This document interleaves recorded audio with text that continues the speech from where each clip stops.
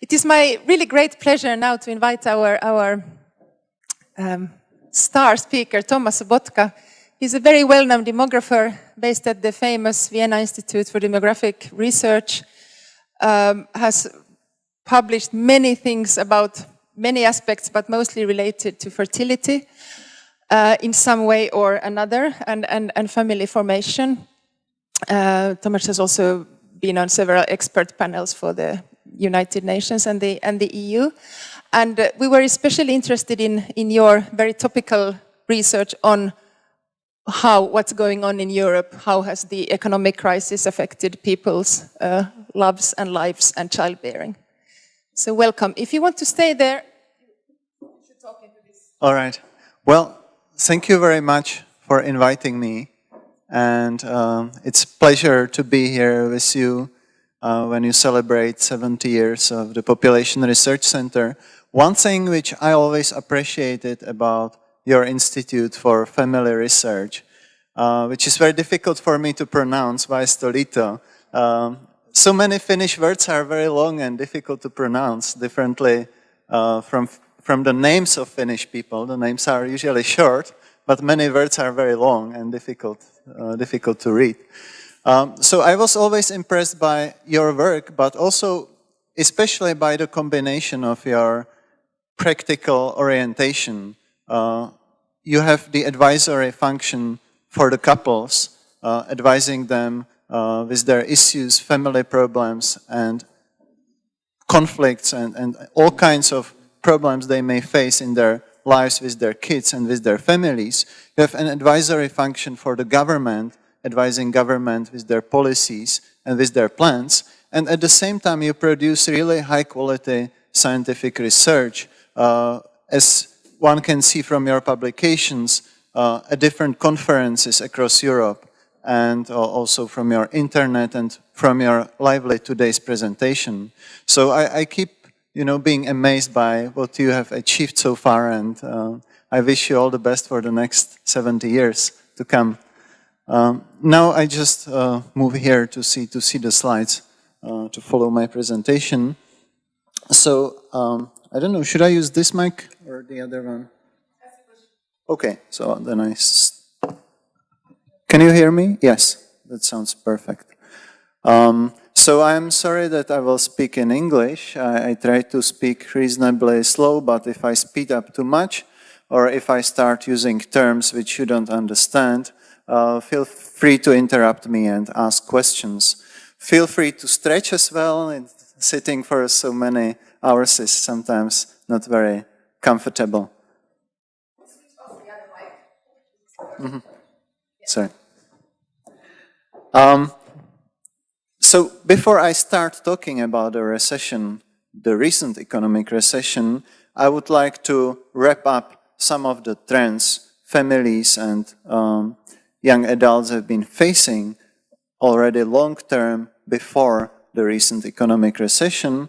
One of them, we all know, has been ever expanding university education, which is in most countries essentially shifting the passage to become parents, the passage towards starting families, having first child, because very few people nowadays become parents when they are still attending a university or getting education. And Finland is one of the countries which rank really late in terms of the age at completing education. Finns on average are age 29 when they complete the first degree of university, and 32 when they complete the second degree of university education. That may include some of the people who jump to receive further education later in life after long interruptions, perhaps when they already have a family, but it's perhaps also a genuine reflection of a long time it takes many younger people nowadays to complete education. And this is obviously shifting the timing of their subsequent family transitions, especially of having the first kid. Women everywhere in Europe have been overtaking men in educational achievements, and there are just 2 countries in Europe nowadays where more men than women attend university education. This is Switzerland and Turkey. And Finland is, as in almost any other European country, more women than men are nowadays studying at universities. Partnerships have been changing for many decades. They are more complex. People take longer time to find a partner with whom they want to marry or have children. And in many countries, we see there is a growing tolerance of voluntary childlessness, which is also perhaps making it easier for some people to decide not to have children. And one very important trend, which has been documented quite widely across Europe, is the increasing labor market uncertainty, especially among young adults, who increasingly face not only unemployment as such, but all forms of unstable, time-limited employment contracts, unstable jobs, and this is especially the case for the lower educated people and for people in Southern European countries. So that all already was going on before the recent recession. Melinda Mills and Hans-Peter Blosfeld termed young adults already some years before the recession. They termed them as the losers of the globalization process, and they were showing that their transitions to partnerships and family lives have often been made more complicated by their increasingly precarious economic situation in many countries. Another perspective of that was taken by Peter van Gijs, who has documented, together with some other people, what's sometimes termed as the rise of gerontocracy, or sometimes you can call it as unequal spending for different generations or intergenerational injustice, where governments increasingly spend more resources for the needs of the elderly, whereas they often neglect the needs of the younger generations and spend less and less resources for family support and also for different kinds of social benefits for young adults and younger people. And not surprisingly, this may be partly fueling the trend towards later independence and later family formation in some countries. This is one illustration of this trend. It shows changes in real wages and changes also in GDP per worker in the 1980s to early 2000s.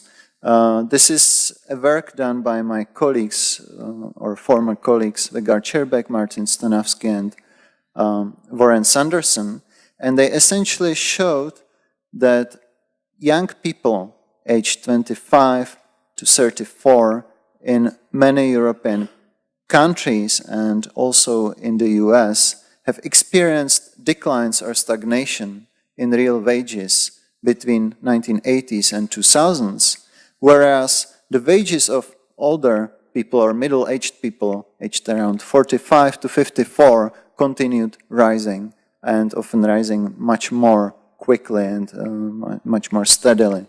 So that's just one of many possible illustrations of these increasingly precarious positions of young adults. And when we think about the preconditions people often have in their minds about what they need to achieve before they have a first child, many of these things were obviously affected further by the recent economic recession. What most people have in their minds is they want to complete education, they want to achieve relatively stable employment, which in many countries is also important for getting a decent parental leave and being able to get reasonable childcare arrangements. They want to accumulate some resources to achieve certain material standards of living before they have a first child, so that concerns income, wealth, or things like car ownership and housing.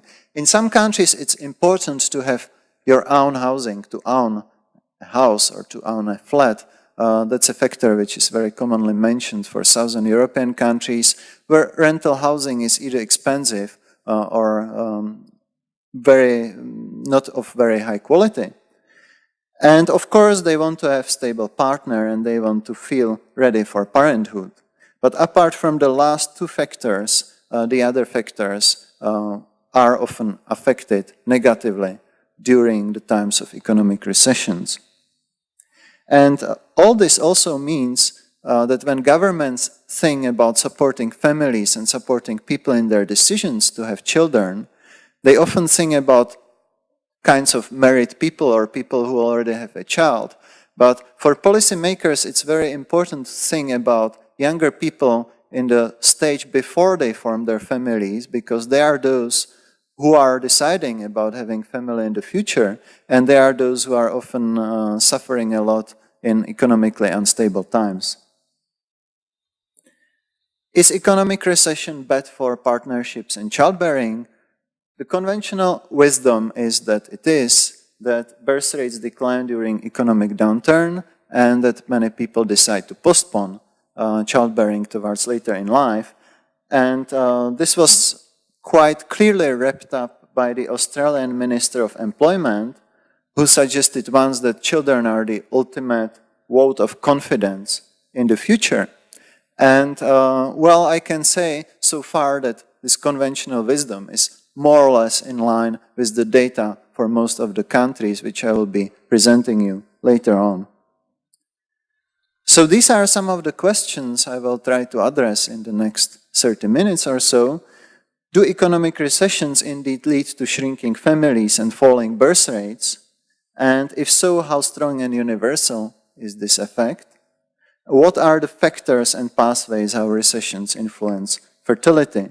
And in terms of different topics covered, I will first say something about how the Great Recession may affect, or how recessions may affect families and fertility rates, also based on the past research before the recent economic recession. I will give you a very, very short summary how the recent Great Recession has been differentiated across Europe in terms of its strength and progression. Then I will talk about changes in first marriage rates in Europe during the recent economic recession. And finally, I will look at how family formation, so entering parenthood, and childbearing trends have been affected during the recent economic recession across Europe. I will focus on rich countries, mostly in Europe. I will mention some research for the United States. And I will combine relatively simple empirical data with brief literature reviews. I will mostly look at aggregate level trends, relationships, and correlations, but if you are curious, we can also discuss more about how individuals are from different social groups and in different situations are being affected by the recession. So I first start with some sort of summary of the past findings and of the literature. I try to be relatively short on this part and selective so that we have more time for the empirical results later on. We know that employment uncertainty in particular has multiple effects, how it can affect family behavior. And we can think of different ways how people experience employment uncertainty in terms of part-time jobs, unemployment, time-limited contracts, self-employment, which is a very important mechanism in Southern European countries, for instance, and it's not always very voluntary.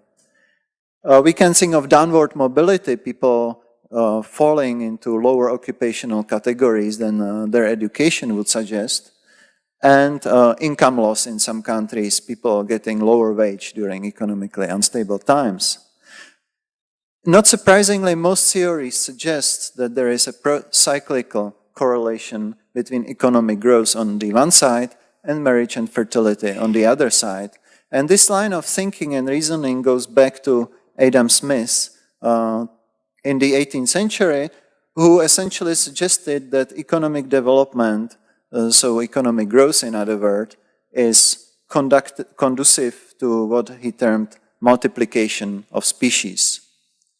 And then there is a line of other arguments which suggest that recessions are not very good times to have children, and economically prosperous times, on the other hand, will be good for family formation and childbearing. There are also a few counter-cyclical theories. One was formulated in the late 70s by Butts and Ward, who suggested that as women are increasingly, or were increasingly at that time, entering the labor force, the times when they can work and earn a lot of money will be too expensive for them to have children, and they may decide to have children when they lose job or when they face uncertain work prospects. The theory was very compelling at that time, but I can tell you that empirically it wasn't really supported much by later evidence. There is an alternative theory by Friedman and colleagues, uncertainty reduction theory, which suggests that people whose pathways to have successful career and to have self-realization in life in different senses are very limited or blocked, may decide to have children instead to give some meaning to their lives. So this is more like a micro-theory pertaining more to the group of people who have difficult employment prospects and limited opportunities later in life, and they may decide to have children or a large family instead of concentrating on their career, for instance. Well, this is quite a complex scheme which suggests, if I put it very simple and short, that there are different ways how economic recession may affect people's decision-making. And, for example, there could be also more anxiety, or some younger people decide to participate longer in education because they face increasing competition on the labor market. Housing costs and housing availability may change as well during the recession, as, for instance, mortgages become less affordable and less easy to get for some young people. And this all affects, of course, the calculation people may have about the opportunity costs of having children and their decision-making about having a family or not, which is obviously differentiated for different groups of people. So it may differ very much by age, a number of children people have, or their social status. But then when they decide to have a child or not, these decisions are obviously affected also by the availability of contraception and abortion, and this all leads to changing fertility rates.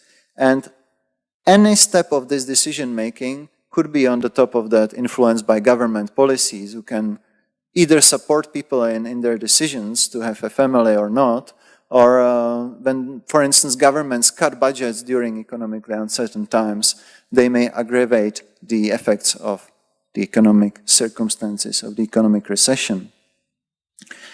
Historical evidence essentially suggests, already from the times of the late 19th century, that there is a negative relationship between economic trends, birth rates, and marriage rates, as could be expected also on the basis of most of the theories.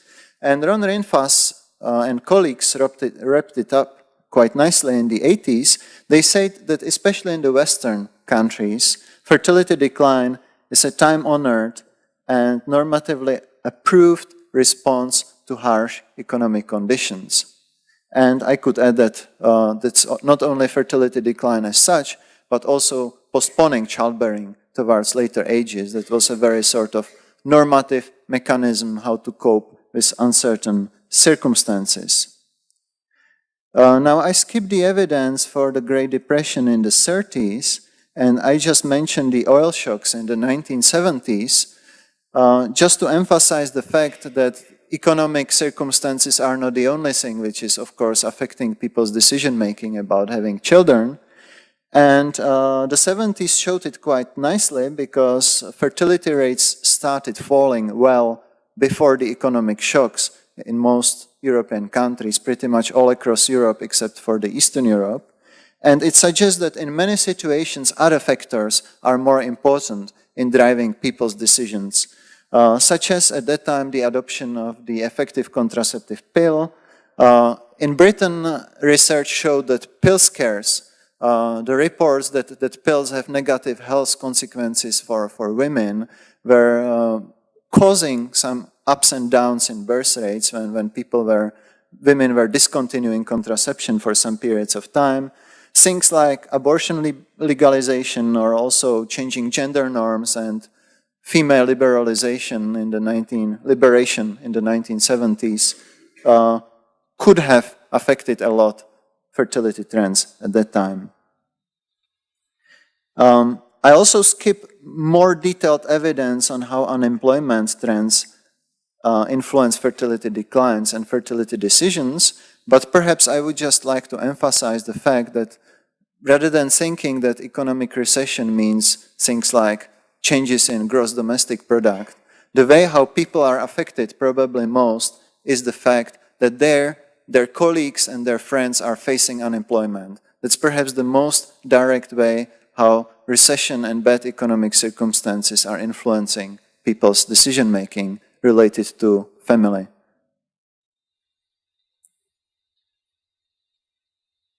When looking at individuals, I will not dwell for long on something which is quite a complex evidence, but I would like to emphasize that when we look at individual men and women and look at quite a wide-ranging research on that, that often men and women react differently during when they face unemployment or when they face economic uncertainty, and also different educational groups often react differently.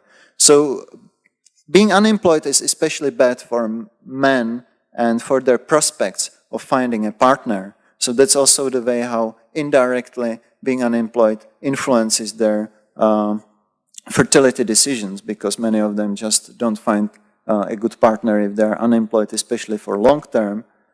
For women, the effects are not so systematic, but studies suggest that long-term unemployment is usually negative for their decisions to have a child.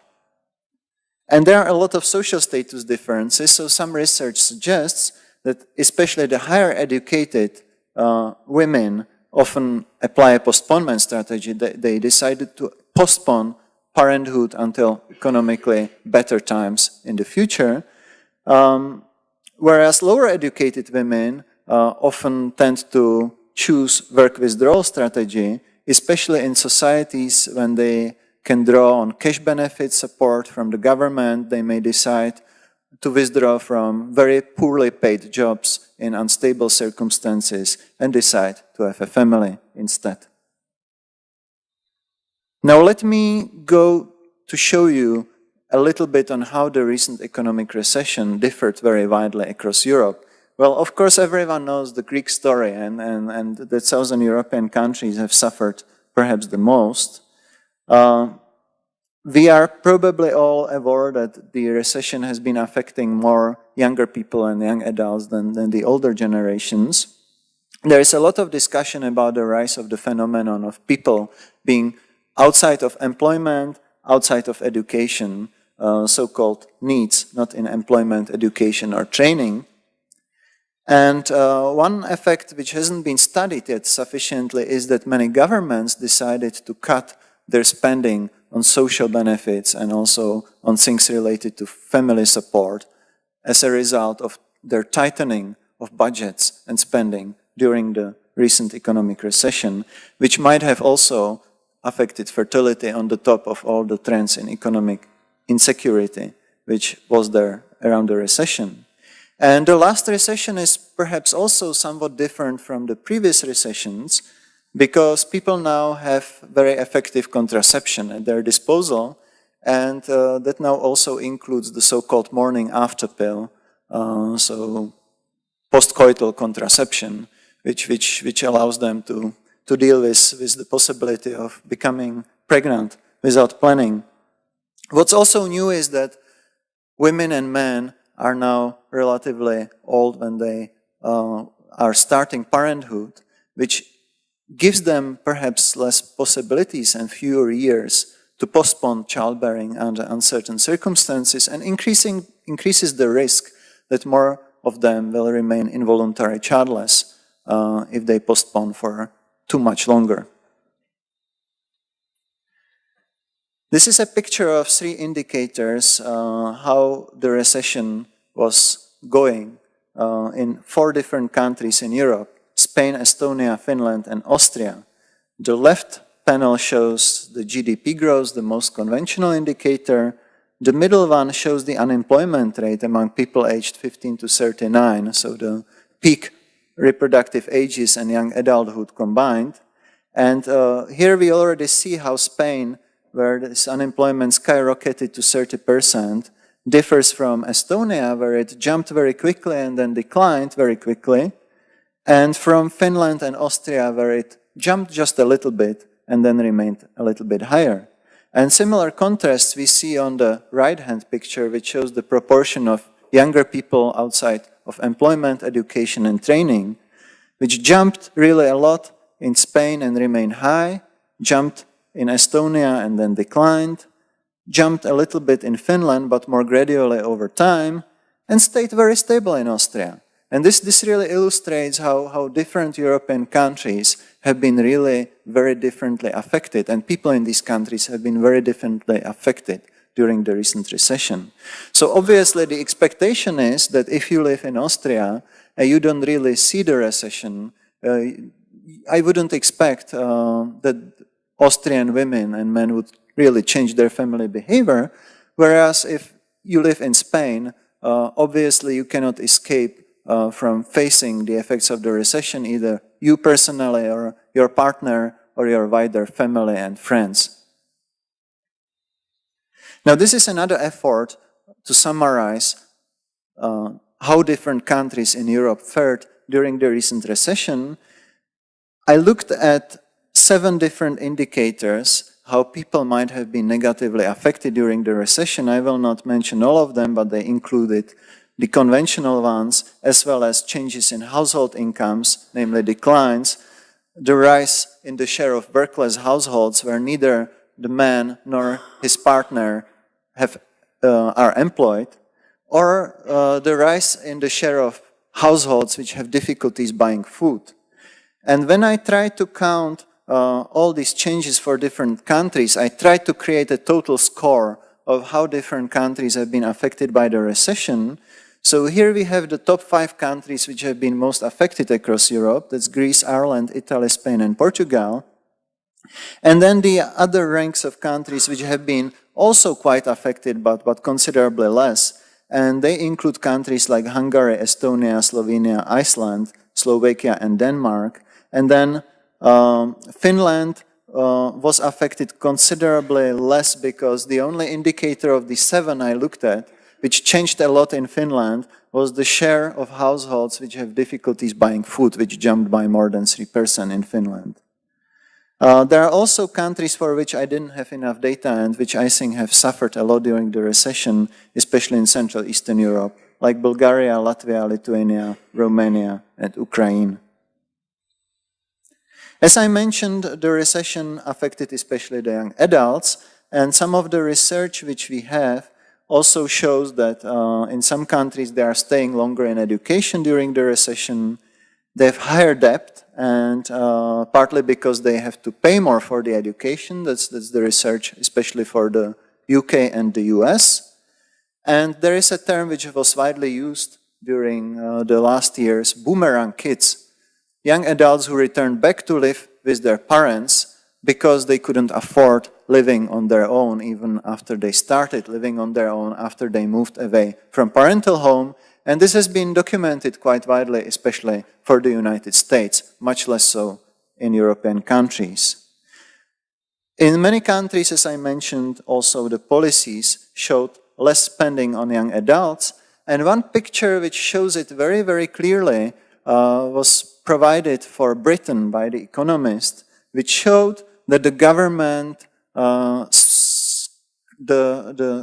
cuts in government spending and the changes in taxation in Britain in the last 5 to 6 years have been affecting most the incomes of younger people, those who are lone parents, be it the working ones or those who are not working, and couples, any type of couples, be it those who are working or one-earner couples or two-earner couples.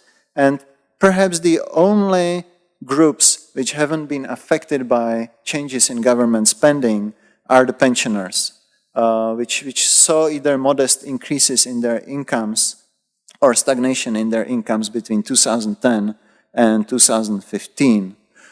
So obviously the governments were often thinking about their most important voting group, in some countries, and they were sparing only the elderly from all kinds of cuts in public spending, which is perhaps not very fair and not very good for those who are planning to have a family. Now let me show you some of the changes in first marriages during the recent economic recession in Europe.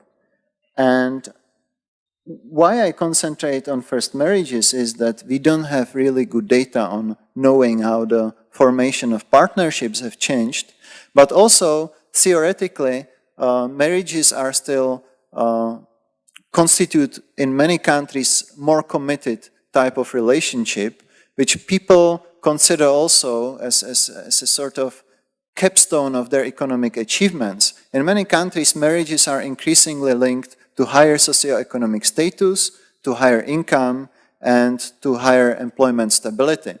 So the reasoning or the argument is that the economic recession is influencing much more trends in marriages than general trends in partnership formation. And I looked at this data together with my colleague from Vienna, Caroline Berghammer.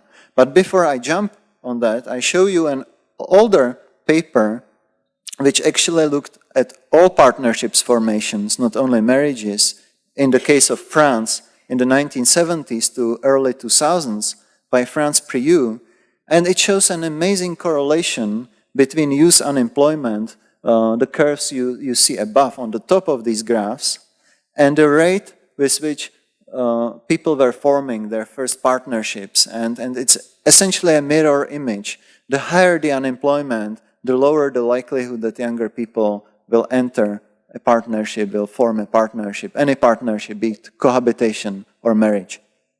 So there is some evidence that at least in some countries, recession may be affecting also the entry into cohabiting partnership. Now, as I mentioned, we look at marriage, and one interesting thing we look at is that we all know that marriage has been declining for many decades across Europe, although some recent papers have also suggested that this decline has stopped or reversed in the Nordic countries in the early 2000s. And we saw that the Great Recession, the recent recession, might have accelerated the shift away from universal and early marriage to elective and late marriage. So we looked at some of the data for Europe, and we looked also at the differences by age and tried to estimate what does the recent recession imply for permanent non-marriage, the share of people who will, women in particular, who will never marry in the course of their lives. We used Eurostat data to reconstruct first marriage probabilities for 17 countries, and what we found is that in 10 out of 17 countries we analyzed, so that's a majority, but by far not all of these countries, the trends in first marriage probability have changed after the onset of the economic recession. In some countries where marriages were increasing before, like in Sweden, they stopped increasing after the onset of the recession. In some countries where marriage was flat, like in Denmark, it started declining very rapidly after the onset of the recession. This is more or less the case for Finland as well, although that's the dotted line there, although it's not so clear-cut as for some other countries. And in some countries where marriages were generally declining, like in the Netherlands, the decline has accelerated after the recession. As I mentioned, there are 7 countries where we don't see any change in the trend after the onset of the recession. Either marriage rates stayed very stable, or they continue declining in the same way as before the recession. That's the case of France, for instance. And there is a counterfactual example of Slovenia where marriages actually started increasing after the onset of the recession. But that's 1 out of 17 countries we studied. What's interesting is to look at changes by age, and we found out that the dynamics of first marriages has changed very much across different age groups. In a typical country like Italy, which is the last one here, the likelihood of marriage during and after the recession has declined, especially among the youngest women below age 25, but the dynamics, the shift from the trends before the recession, that's the green lines, to the trends after or since the onset of the recession, that's the red bars, have changed pretty much across all age groups. Now, Nordic countries are quite peculiar. That's the Finland in the middle and Denmark on the top, because we see very sharp declines in first marriage rates across all age groups, and we don't see just the youngest women sticking out as having the sharpest decline after the start of the recession. So something happened in the Nordic countries which really affected the rates of entering first marriage very strongly, even among women in their 30s, 40s, and 50s. We looked up until the age of 59. So maybe to explain you these bars, just on the example of Finland, which is in the middle, before the recession, the green bars, that's the 4 years before the recession, 2004 to 2008, first marriage rates in the youngest age group on the top declined by 4%. These are women below age 25. After the onset of the recession in 2008 to 2013, so the 5 years since the start, marriage rates in this age group fell by 22%. That's the red bar. So just to explain you this figure if you don't see too many details.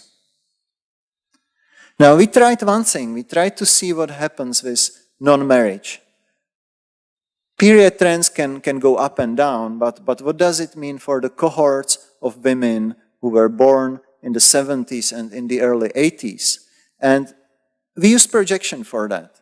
So we looked at the data for 2007 and tried to make a projection for 2007, what would happen with the rate of non-marriage among these cohorts, generations of women, if the trends of 2002 to 2007 of marriage rates at every single age continued for another 5 years.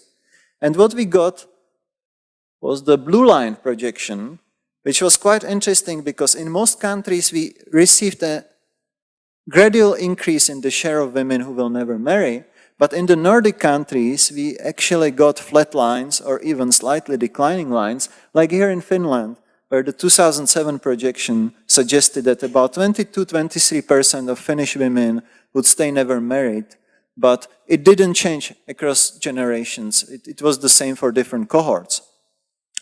Then we added another projection. We looked at the data for 2013 and said, okay, what happens if the first marriage probabilities by age in 2013 remain the same, which is already well after the onset of the recession, remain the same in the coming years? What happens? And for most countries, well, not for most, for half of our analyzed countries, 6 out of 12, we really got a different trend.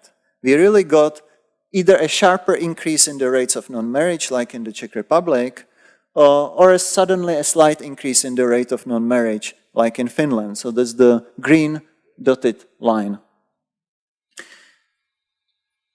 Now, in some countries, we didn't see any change in the trend at all. This is actually 5 countries, and that includes France and Hungary. You see that the 2 lines, 2 projections completely overlap, almost completely overlap in Hungary, completely overlap in France, which suggests that the trends in marriage during the recession didn't really affect the lifelong likelihood of never marrying among women in these countries. And then Slovenia was a funny outlier again, where suddenly after the recession, women were more likely to marry even during their lifetimes than before the recession. 5 minutes. So let me think, how can I summarize the main findings on family formation, entering parenthood, and having children. I try to show you just selected slides. The interesting thing is that the effects were different across European regions when we look at changes in the most conventional indicator of total fertility rates, which actually one would expect based on the different strengths of the recession. So some of these findings are quite expected. For instance, in German-speaking countries, which didn't really experience an economic recession, fertility rates first stagnated and then even increased after the recession. That's the dotted line on the bottom. some of these things are also expected. Southern European countries experienced a lot of fertility declines, but some of the trends are seemingly unexpected, and that includes the Nordic countries experiencing fertility declines which are more pronounced than one would expect from the indicators of the recession. And here we see the southern countries and the Nordic countries compared. Obviously, they have very different levels of fertility rates, but the dynamics during the recession, the pace of fertility decline, is very similar in the south and in the north. And that's one of the puzzles of this research on how birth rates have been changing in the last 8 years. There are even some countries in Eastern Europe where fertility rates increased steadily in the last 7-8 years. These include Russia, Belarus, Ukraine, and Lithuania. And these are the countries where the governments started very explicit pronatalist policies, providing cash incentives and a lot of support to families, especially with 2 or 3 children. And these incentives were obviously so strong that they had a stronger effect than the effects of economic uncertainty on people's decisions to have children during the last 8 years. Now, what this picture tries to show is that the pace of fertility decline differed between countries, and the green countries are those which were relatively less affected. The red countries are those strongly affected by the economic recession, and the results are not always clear-cut. So some countries which were not so strongly affected had a lot of fertility declines. Some countries which were strongly affected, like Lithuania, actually experienced fertility increases. So it's not always a very close correlation between economic recession and fertility, but especially in Southern Europe, we do see a very close correlation. This is the example of Portugal. The gray line shows the unemployment rate in Portugal since the year 2000. The black line shows fertility rate 1 year later. And you see them that they are mirroring quite well each other. Even the first decline in unemployment rate after 2012 was translated to some increases in period fertility since 2013.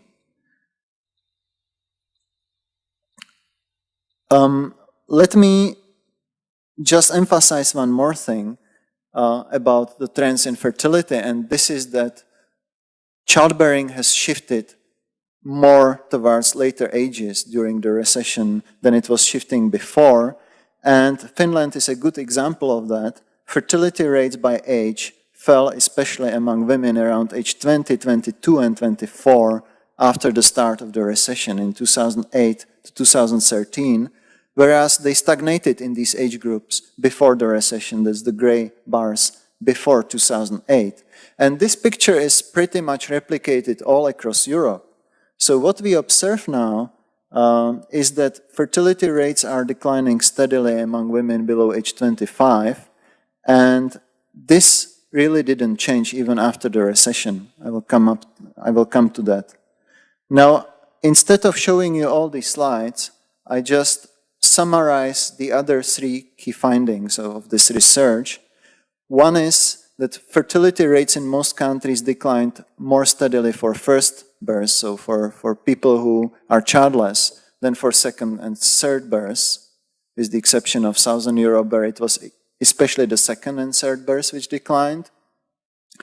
And the other important finding is that migrant women in many countries experienced faster declines in their fertility rate, so they reacted more strongly to the recession circumstances than the native women, and that led in some countries towards the convergence of fertility rates between migrant women and native women. Now, one interesting finding I mentioned already is the fertility decline among women aged 20-24 and also among teenage women, which is clearly accelerated or started after the recession in some countries, and it doesn't stop after the recession even in countries like the US or the UK where these fertility rates were very high. So it seems that the retreat from having children early in life is continuing even after the period of the economic. It ranges from 21% in Switzerland to 25%, so exactly a quarter in Finland. up to 33% in Hungary, and even 47% in Slovenia. So the shifts in marriage during the recession often go beyond simply postponing marriage to younger ages, to later ages. They clearly imply more lifetime non-marriage. And some of the recent arguments suggesting that family trends are reversing and that people will start marrying again more often are not really supported by our findings. Regarding fertility, I already mentioned some of the puzzles, like why fertility declines have been relatively sharp recently in the Nordic countries, and I don't have a simple and clear answer to that.